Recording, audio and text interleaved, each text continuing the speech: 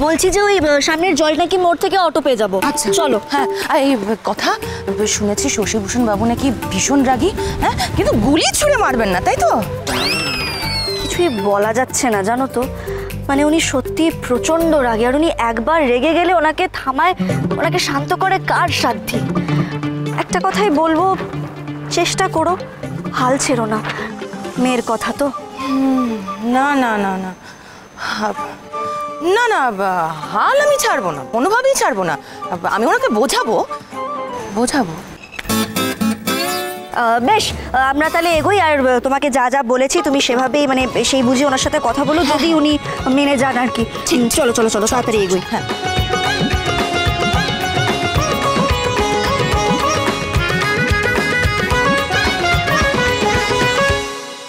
কাকিমা এসো। ঋতু, এই তো এসো। তুমি একটু বুঝে কথা বলো কর্তা দাদুর সঙ্গে, উনি তো প্রচন্ড রেগে আছেন। ঋতু, একটু কাকিমাকে বলিস বাকিটা সামলে নিস। আমি ডাকতে বলছি কর্তা দাদুকে। এই তো ওনারা এসে গেছেন? আচ্ছা আচ্ছা ঠিক আছে, আমি বাবাকে বলছি।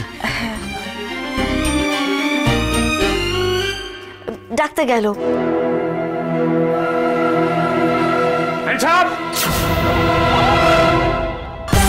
মিষ্টিটা তো পড়ে যাবে। মিষ্টি? নীলাদ্রি, ওনার হাত থেকে মিষ্টিটা নিয়ে নাও।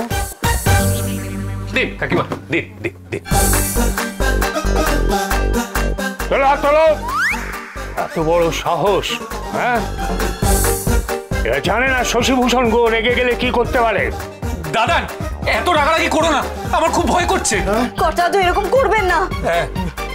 দাদান, দাদান, এই বন্দুক থেকে গুলি বেরোলে আমার ভালোবাসা মরে যাবে। দাদান, আমার ভালোবাসাকে তুমি মরে যেতে দিও না দাদা। বাবা এটা নামাও, আমরা জানি বন্দুকে তোমার অরিজিনাল গুলি আছে। একটা খুনোখুনি কাণ্ড হয়ে যাবে। বলছি পুলিশ বাবু, বলছি এই যদি খুনোখুনি কাণ্ড হয়ে যায় তাহলে কি আপনি তারপর তাকে বাঁচাতে পারবেন? না, পারবেন না। কি করে? যে খুন হয়ে যাবে তাকে আমি কি করে বাঁচাবো? তাই করে